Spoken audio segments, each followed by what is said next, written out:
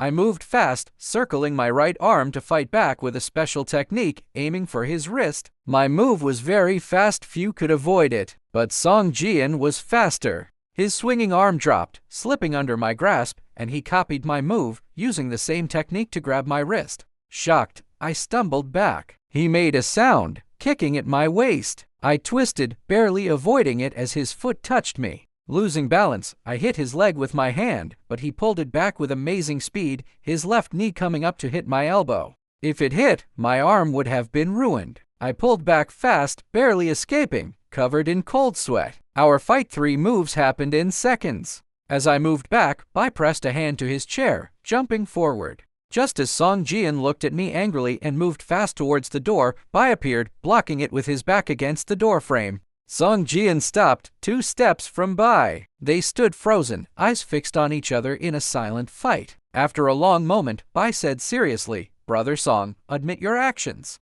Song Jian, very angry, spat, "Nonsense. You cannot control your own son, shaming your name, and you dare to teach me?" Bai's face, showing honest hope for Song Jian to change, turned a cold blue. His voice became sharper. "My son's mistakes are mine to handle. You will not use that as an excuse to leave." Song Jian smiled in a mean way. "That's a joke. I come and go as I please. Who is stopping me?" Bai raised a hand to his chest. "Try me. Pass this old man, and you are free to go anywhere in the world." Song Jian stepped back, and I also moved back without thinking. If these two fought, I would be useless. Staying close risked getting caught in the middle. Song Jian's right hand moved back fast, grabbing Bai's chair. With a roar, he threw it like a fast object at Bai's head. Bai made a strange cry, bending low, his clothes moving as he moved aside. As he passed me, he pushed me to the corner, out of danger. Song Jian's chair missed Bai, hitting the door, a glass panel, clear from inside but not clear outside. With a crash, it broke into pieces.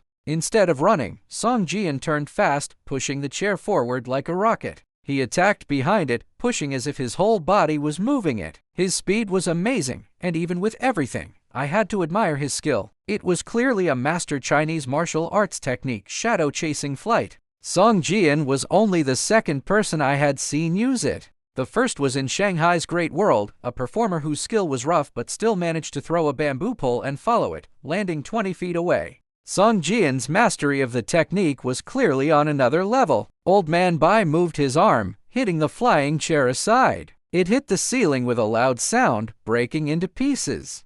Before the broken parts fell, Song Jian's fists moved fast towards Bai's chest. Bai's arms were raised, leaving him open, and I held my breath, worried for him. But his good name was not for nothing. In a moment, he twisted aside, avoiding both punches. At the same time, he jumped over the desk, landing behind it in a stiff position. Song Jian shouted, sweeping everything off the desk, papers, pens, and plates, throwing them at Bai. Bai blocked, tearing a curtain from a safe and throwing it forward to catch the flying objects. With a quick move, he threw the curtain to the floor with a loud sound. His left hand was already hitting 2 fast hand strikes. Even though the desk separated them, those hits forced Song Jian back a step.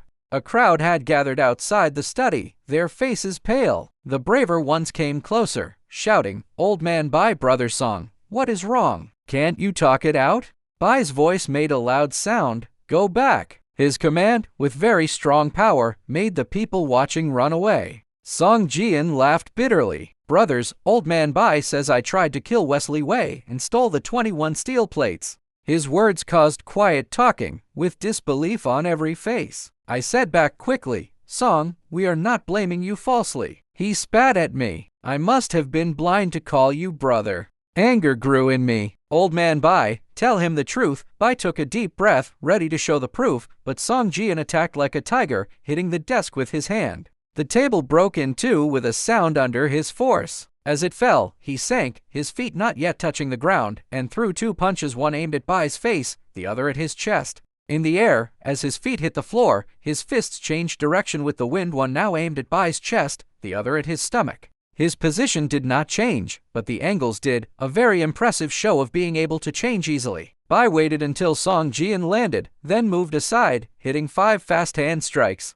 Their shadows blurred as they met Song Jian's attack directly. Song Jian, seeing his punches blocked, made a sound and moved back. But Bai, as if he knew it, came closer. His left arm moved in a circle, fingers bent, reaching for Song Jian's right shoulder. Song Jian moved left, but Bai's right hand moved out fast, aiming for his left shoulder. Song Jian tried to move away, but he was a very small moment too slow. Bai grabbed his shoulder, made a sound, and threw him outward. Song Jian hit a bookshelf, making it fall. But Song Jian's skill was amazing. He jumped up, grabbing 2-foot-long pieces of glass from the broken door, very sharp weapons. Bai made a sound. "Brother Song, you are only shaming yourself."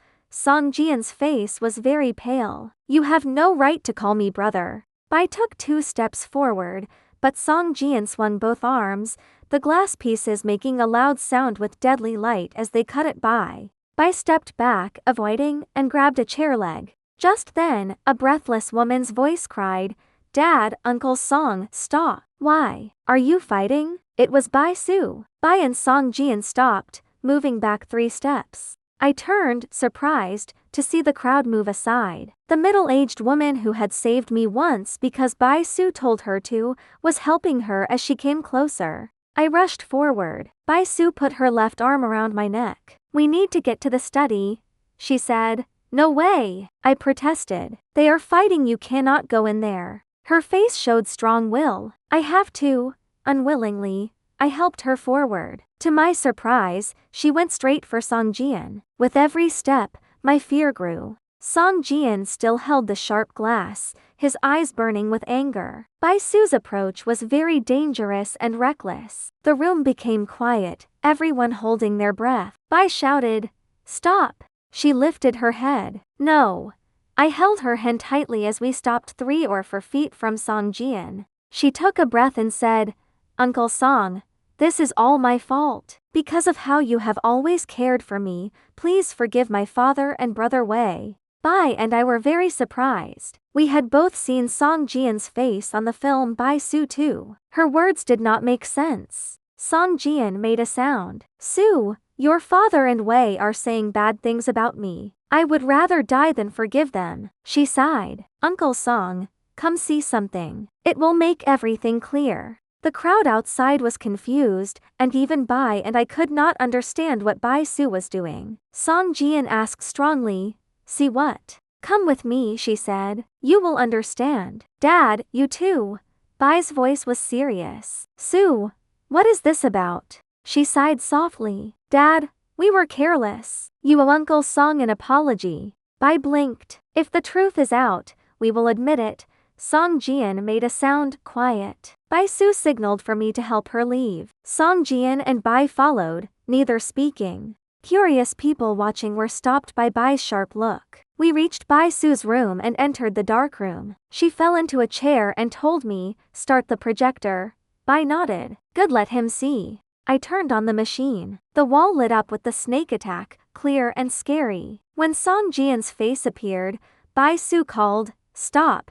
His image stopped on the wall. The dark room was not dim, and as Bai and I turned, we saw Song Jian looking at the wall, his eyes wide, as if he could not believe it. Bai said coldly, "Well, Brother Song?" Song Jian seemed deaf, stopped in shock. Bai Su said, "We saw this and thought Uncle Song was the attacker. We stopped the film twice, missing the rest. That's where we went wrong." I frowned. "Wrong how?" "Keep playing," she said. I did. Song Jian's image moved back, the door closing. As it almost closed, he smiled in a mean way, and the door broke, pieces flying. The hallway appeared. Bai Su said, "Stop." Bai and I saw no mistake, but Song Jian made a sound of surprise. "It's him." Bai Su asked, "Uncle Song, who?" I said quickly, "Who else could it be?" She shook her head. "Look closer. Just before the door closes, his smile shows his teeth." Bai and I looked at each other. I rewound the film and played it again, stopping at the smile. I looked closely and made a sound of surprise. The man looked exactly like Song Jian, but his upper teeth showed 2 sharp fangs. Song Jian's teeth were even no such fangs. The difference was small, easy to miss without careful looking. I looked, then looked at Song Jian. His face twisted in pain. Bai stood, coming closer to him. "Brother Song." Song Jian turned slowly. "Old man, no need to say more words make this less important. Bai nodded. I was wrong about you. Without the film, I would never have believed it. Song Jian walked back and forth, then stopped. Bai Su asked, Uncle Song. Who is he? My brother, Song Jian said. His swinging arm dropped, slipping under my grasp, and he copied my move, using the same technique to grab my wrist. Just as Song Jian looked at me angrily and moved fast towards the door, Bai appeared, blocking it with his back against the door frame. Instead of running, Song Jian turned fast, pushing the chair forward like a rocket. At the same time, he jumped over the desk, landing behind it in a stiff position. Song Jian laughed bitterly. Brothers, old man Bai says I tried to kill Wesley Wei and stole the 21 steel plates. In the air, as his feet hit the floor, his fists changed direction with the wind, one now aimed at Bai's chest, the other at his stomach. Bai grabbed his shoulder, made a sound, and threw him outward. Bai stepped back, avoiding, and grabbed a chair leg. She sighed softly. Dad, we were careless. You owe Uncle Song an apology. Song Jian turned slowly. Old man, no need to say more words make this less important.